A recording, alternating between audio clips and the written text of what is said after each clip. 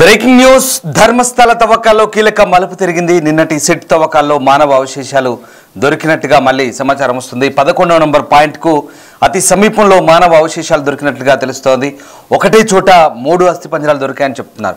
అందులో ఒకటి మహిళా అస్థిపంజరంగా గుర్తించారు. అదే ప్రదేశంలో మహిళా చీర కూడా లభ్యమైంది. బోయ చెప్పినట్లు 11వ నంబర్ పాయింట్ కు సుమారు 100 మీటర్ల దూరంలో తవ్వకాలు జరిగాయి. 6 అడుగుల లోతులో మానవ అవశేషాలు దొరికినట్టుగా చెప్తున్నారు. తవ్వకాల్లో కొండ ఎక్కుతుండగా సిట్ అధికారులు గాయపడ్డారు. అయినా తవ్వకాలు కొనసాగించారు. ఆధారాల లభ్యంపై లేఖ విడుదల చేశారు అనన్య భట్, న్యాయవాది మంజునాథ్. మొదటి నుంచి కూడా ఈయన ఇస్తున్న లీకుల ఆధారంగానే కేవలం ఈ ధర్మస్థల తవ్వకాలకు సంబంధించిన సమాచారాన్ని మీడియా బయటికి ప్రసారం చేస్తుంది. ఇప్పటివరకు సిట్ అధికారుల బృందం లేదా ఇతరత్ర కర్ణాటకకు సంబంధించిన ఏ అధికారిక విభాగం కానీ ధర్మస్థల తవ్వకాలకు సంబంధించి కానీ అక్కడ దొరుకుతున్న అవశేషాల గురించి కానీ ఎప్పుడు స్పష్టమైన ప్రకటన చేయలేదు. కేవలం అనన్య భట్ తల్లి సుజాత భట్, న్యాయవాది మంజునాథ్ ఇస్తున్న సమాచారం, ఆయన ఇస్తున్న లీకుల ఆధారంగానే ఈ అస్థిపంజరాలు దొరికాయనో లేదా అవి మహిళవనో చీర దొరికిందనో ఇంకే ఇతరత్ర వస్తువులు దొరికాయని మాత్రమే చెప్పే పరిస్థితి చోటు చేసుకుంది. సో నిపుణుల బృందం సైట్ 13 వద్ద జీపీఆర్ సర్వేను కూడా నిర్వహించబోతున్నట్టుగా తెలుస్తోంది. విద్యుత్ లైన్ ఉండడం వల్ల ఆ ప్రదేశం ప్రధాన రహదారికి దగ్గరగా ఉండడం వల్ల తవ్వకం ప్రక్రియ కొనసాగించే ముందు నిపుణుల అభిప్రాయాన్ని తీసుకోబోతున్నారు. ధర్మస్థల సామూహిక ఖననం కేసుకు సంబంధించి సాక్షి అలాగే ఫిర్యాదుదారుడు అయినటువంటి ఆ వ్యక్తి ఆరోపించిన స్థలం దగ్గర ప్రస్తుతం తవ్వకాలు అయితే జరుగుతున్నాయి. 13వ నంబర్ వద్ద ఏదైనా మానవ అవశేషాల కోసం వెతకడానికి గ్రౌండ్ పెనట్రేటింగ్ రాడార్ ఇతరత్ర సాంకేతిక పరిజ్ఞానాన్ని ఉపయోగించడంపై ప్రత్యేక దర్యాప్తు బృందం నిపుణులు సర్వే నిర్వహించబోతున్నారు. ఇక ఆ దృశ్యాలు మీరు నిన్న జరిగిన లాఠీ చార్జ్ సంబంధించిన దృశ్యాలు ఒక పక్క చూస్తున్నాం, మరో పక్క తవ్వకాలకు సంబంధించిన దృశ్యాలు మనం చూస్తున్నాం. నిన్న ఆ ప్రాంతంలో ఉద్రిక్తత చోటు చేసుకుంది. పోలీసులు జనాల్ని చెదరగొట్టారు. మీడియాపై దాడి సందర్భంగా జరిగిన దృశ్యాలు అవి. మరోవైపు ఇక్కడ తవ్వకాల సందర్భంగా చోటు చేసుకున్న పరిణామాలు అవన్నీ కూడా ఎక్కడ ఎవరిని మీడియాను అనుమతించిన పరిస్థితి, అవన్నీ కూడా ఎక్కడో దూరం నుంచి జూమ్ చేసి జూమ్ లెన్స్ ద్వారా తీస్తున్న వీడియో ఫుటేజ్. ఇదంతా ఆ ప్రాంతం అంతా కూడా చాలా గోప్యంగా తవ్వకాలు అయితే జరుపుతున్న పరిస్థితి కనబడుతుంది. సో 11వ పాయింట్ దగ్గర అవశేషాలు దొరికినట్టుగా మొన్న కూడా సేమ్ ఇలాంటి వార్త ఇచ్చారు. 3 అస్థిపంజరాలని చెప్పారు, మహిళా చీర అని చెప్పారు. మళ్ళీ అదే సమాచారాన్ని ఇప్పుడు ఆ లాయర్ మళ్ళీ లీక్ చేస్తున్నారు. సో ప్రస్తుతం అంటే ఈ కేసులో కొత్తగా ఏదైనా సమాచారాన్ని ఇస్తున్నారా, నిజంగానే ఆ అడ్వకేట్ లేదా పాత సమాచారాన్ని పదే పదే వల్లవేస్తున్నారా అనేది కూడా ఇక్కడ తెలియాల్సింది. సో మొత్తం మీద సిట్ అధికారులు అయితే తమ పని తాము కానిచ్చేస్తున్నారు. ప్రాంతం అంతా కూడా అయితే ఇప్పుడు ఆ ఆరోపణదారు ఎవరైతే ఉన్నారో విజిల్ బ్లోయర్గా మారిన వ్యక్తి ఇస్తున్నటువంటి సాక్ష్యాల ఆధారంగా జీపీఆర్ లేదా ఇతర సాంకేతిక పరిజ్ఞానాన్ని వాడే అవకాశాన్ని పరిశీలిస్తున్నారు. ఎందుకంటే అక్కడ విద్యుత్ లైన్లు ఉన్నాయి, అలాగే ఆ ప్రదేశం అంతా మెయిన్ రోడ్డుకు దగ్గరగా ఉంది. దీంతో మృతదేహాలు వెలికితీసే ప్రక్రియ కొనసాగించే ముందు నిపుణులు అభిప్రాయం తీసుకునబోతున్నారు సిట్ వర్గాలు. బెంగళూరు నుంచి ఈ జీపీఆర్ పరికరాలు రప్పించే అవకాశం ఉంది. అలాగే భారత వాతావరణ శాఖ ఐఎండీ ఆరెంజ్ అలర్ట్ కూడా జారీ చేసింది. దీంతో వర్షాలు కురిసే ఛాన్స్ ఉంది. సో జీపీఆర్ ఉపయోగించి ఇప్పుడు ఈ స్పాట్ నెంబర్ 13పై దృష్టి పెడుతున్నట్టుగా సిట్ అధికారులు వెల్లడిస్తున్న సమాచారం. డీజీపీ ప్రణబ్ మహత్తి, డిఐజీ అనుచేత్ ఈ కేసులో దర్యాప్తు అధికారి ఎస్పీ జితేంద్ర కుమార్ దయామా నేతృత్వంలో సిట్ బృందం సంఘటనా స్థలాన్ని సందర్శించి నిపుణుల సర్వే నిర్వహించబోతుంది. ఈ తడి నేల అలాగే వర్షం నుంచి సిగ్నల్ ఖచ్చితత్వాన్ని తగ్గించే అవకాశం ఉన్నప్పటికీ కూడా తవ్వకాలకు సహాయం చేయడానికి గ్రౌండ్ పెనట్రేటింగ్ రాడార్ లేదా పర్వత రాడార్ వ్యవస్థలను ఉపయోగిస్తామని అధికారులు చెప్తున్నారు. విజువల్ బ్లోయర్ చూపించిన 13 ఖనన స్థలాల్లో 12 ప్రదేశాల్లో తవ్వకాలు పూర్తయ్యాయి. సైట్ నెంబర్ 11కి దగ్గరగా ఉన్న స్పాట్ 14 కూడా తవ్వారు. అలాగే మానవ అవశేషాలు కనుగొన్నట్టుగా ఇక్కడ సిట్ అధికారులు అయితే అధికారికంగా వెల్లడించలేదు. కానీ ఈ ఆగస్టు 4న స్పాట్ నెంబర్ 11కి దగ్గరగా ఉన్న చెట్టు దగ్గర అనుకోకుండా ఒక అస్థిపంజర అవశేషం అయితే కనుగొనబడింది. సో పాజీ పారిశుద్ధ్య కార్మికుడు దశాబ్ద క్రితం ధర్మస్థల గ్రామంలో జరిగిన అత్యాచారం హత్య కేసులో బాధితుల మృతదేహాలను ఖననం చేయమని తనను బలవంతం చేశారని ఆరోపించారు. జూలై 19న డీజీపీ ప్రణబ్ మహంతి నేతృత్వంలో ప్రత్యేక దర్యాప్తు బృందం అయితే ఏర్పాటు చేశారు. సో మొత్తం మీద ఇవాళ మళ్ళీ తవ్వకాలు అయితే జరుగుతున్న పరిస్థితి కనబడుతుంది ఆ ప్రాంతంలో. దానికి సంబంధించిన తాజా దృశ్యాలు అయితే చూస్తున్నాం. సో ప్రస్తుతానికి 13వ స్థానంలో ఈ సిట్ దర్యాప్తు గ్రౌండ్ పెనిట్రేటింగ్ రాడార్ అంటే జీపీఆర్ సిస్టమ్ని వాడబోతున్నట్టుగా తెలుస్తుంది. ప్రస్తుతానికి ఆ ప్రాంతం అంతా కూడా తవ్వకాలు జరిపేందుకు అధికారులు సిద్ధమవుతున్నట్టుగా తెలుస్తుంది. సో సామూహిక సమాధి విచారణలో ధర్మస్థల అటవీ స్థలం ఇప్పుడు మళ్ళీ శోధనకు సిద్ధమవుతుంది. అంటే పూర్తిగా ఆ ప్రాంతాలంతా కూడా తవ్వకాలు నిర్వహించి నిఘా పరికరాలు పెడుతున్నారు. ఆ ప్రాంతమంతా భారీ యంత్రాలతో తవ్వకాలు చేస్తున్నారు. నేత్రావతి స్నానఘాట్ సమీపంలో ప్రస్తుతం ఈ ప్రక్రియ అయితే నిరాటంకంగా కొనసాగుతోంది.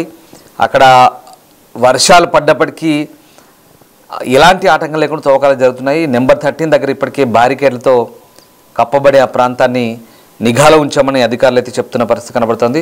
సో 1995 నుంచి 2014 మధ్య ఈ పారిశుద్ధ్య కార్మికుడు ఈ ఖననాలు చేసినట్టుగా చెప్తున్న ప్రాంతంలో 11A దగ్గర సిట్తో పాటు వెళ్ళాడు.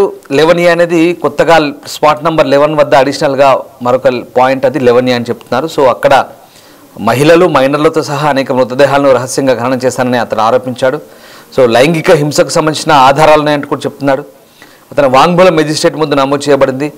సో దాని ఆధారంగానే ప్రస్తుతం విచారణ అయితే జరుగుతుంది. సో గత వారం అస్థిపంజర అవశేషాలు బయటపడిన ప్రదేశానికి సమీపంలో ఉన్న ప్రదేశానికి ఈ సిట్ అధికారి జితేంద్ర దాయమా బృందాన్ని నడిపించారు. ఈ ప్రాంతంలో సిట్ విభాగాలన్నీ కూడా పెద్ద ఎత్తున ఏవైతే ఈ లైంగిక వేధింపులు, హత్య ఆరోపణలు ఎదుర్కొని కప్పుచ్చబడ్డ శవాలకు సంబంధించిన ఆరోపణలు దృష్టిలో ఉంచుకొని ప్రస్తుతం అయితే అక్కడ తీవ్రస్థాయిలో ఆ ప్రాంతం అంతా కూడా జల్లెడ పడుతున్నారు. ఒక రకంగా శాస్త్రీయ సర్వేలు చేస్తున్నారు. భూమిలోకి చొచ్చుకుపోయే పరీక్షలు నిర్వహించడానికి ఫోరెన్సిక్ నిపుణులతో కలిసి పనిచేస్తున్నారు. అయితే ఇప్పటివరకైతే ప్రస్తుతానికి ఆ ప్రాంతంలో ఏం జరిగిందనేది మాత్రం అధికారులు ఇంకా పూర్తి స్థాయిలో గోప్యత పాటిస్తున్నారు. స్థానిక గ్రామ పంచాయతీ రికార్డులను కూడా సిట్ పరిశీలిస్తుంది. సో ఓవరాల్గా ఆ ప్రాంతానంతా కూడా సిట్ అధికారులు ప్రస్తుతం ఇక తమ ఆధీనంలోకి అయితే తీసుకున్నారు. సో ఇప్పటికే 12 చోట్ల కీలక సమాచారంతో డెడ్ బాడీలకు సంబంధించిన ఆధారాలను సిట్ అధికారులు సేకరించి చెప్తున్నారు. ఇక 13వ ప్రాంతంలో ఎక్కువ మందిని పూడ్చిపెట్టినట్లు ఈ భీమా అనే పారిశుద్ధ్య కార్మికుడు సిట్ అధికారులకు సమాచారం ఇచ్చారు. ఇక్కడ కనీసం 10 మంది మృతదేహాలను పూడ్చినట్టుగా చెప్తున్నారు. ఈ ప్లేస్లో తవ్వకాలపై అయితే ప్రస్తుతం టెన్షన్ వాతావరణం కొనసాగుతోంది. మరి అందరి చూపు 13వ ప్లేస్ పైన ఉంది. తవ్వకాలు చేపట్టిన అధికారులకు ఇక్కడ భీమా చెప్పినట్టుగా పూర్తి ఆధారాలు లభిస్తాయా లేదా అనే దానిపై టెన్షన్ కొనసాగుతుంది. మరోవైపు ఇటు ధర్మస్థల అంశంపై మరొక కీలక అంశం వెలుగులోకి వచ్చింది.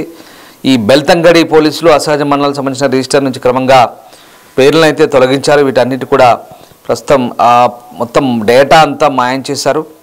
సో ఆ రకంగా ప్రస్తుతానికైతే కర్ణాటకలో ఇదంతా కూడా ఒక రకమైనటువంటి రాజకీయ రంగు పులుముకున్న నేపథ్యంలో ప్రస్తుతం ధర్మస్థలలో ఇంకా ఏం జరుగుతుంది, ఎలాంటి ఆనవాళ్ళు దొరుకుతాయనేది మాత్రం పోలీసులు ప్రస్తుతం ఈ తవ్వకాలకు సంబంధించి ఇంకా పూర్తి స్థాయి దృష్టి సారించారు. ఒక రకంగా ఈ 13వ ప్లేస్లో ఇవాళ ఒక రకంగా ఆసక్తి రేపే అంశం కనబడుతుంది. సిట్కి సంబంధించి అనేక అంశాలు ఇవాళ సిట్ వెల్లడించే ఛాన్స్ కనిపిస్తుంది. ప్రధానంగా ఈ మనం చూస్తున్న స్పాట్ ఏదైతే ఉందో ఈ 13వ నంబర్ స్పాట్ ఇవాళ 9వ రోజు తవ్వకాలకు సంబంధించి ఈ 9వ రోజు ఏదైనా కొత్త ఆధారాలు బయటపడతాయా లేదా ఆ విజిల్ బ్లోయర్ చెప్తున్న అంశాల పరంగా చూస్తే నిజంగా ఆ ప్రాంతం అంతా కూడా భారీ స్థాయిలో అవశేషాలు ఉన్నాయా, ఆ వ్యక్తి చెప్తున్న మాదిరిగా భారీ స్థాయిలో ఈ ఖననాలకు సంబంధించిన అవశేషాలు కానీ మిగతా అంశాలు కానీ అన్నీ బయటపడే ఛాన్స్ ఉందా, అసలు ఏం జరుగుతుంది, ప్రధానంగా సిట్ అధికారుల దర్యాప్తులో ఇవాళ